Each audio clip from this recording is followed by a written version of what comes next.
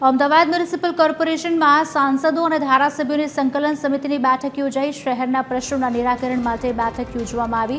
Air quality index મામલે Alice બ્રિજના ધારાસભ્યએ રજૂઆત કરી તેમજ એએમટીએસની અનેક બસ આવીને પડી છે પણ વપરાશ થતો નથી। જગન્નાથ મંદિરની આસપાસ ગેરકાયદે નોનવેજ વેચાય છે તે બંધ કરવા તાકીદ કરી। ડમ્પિંગ સાઇટ પર કચરો વીણવા આવતા લોકોએ કોર્પોરેશનના કર્મચારીને માર માર્યો।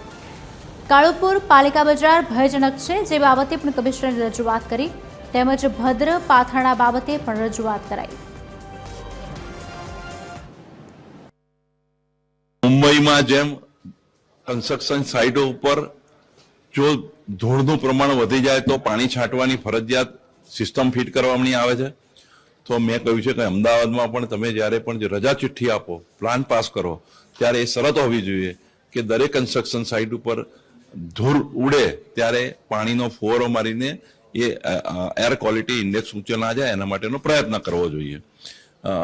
એએમટીએસની કેટલીક બસો આવીને પડી છે, વપરાશમાં નથી લીધો, એના માટે પણ રજૂઆત કરી।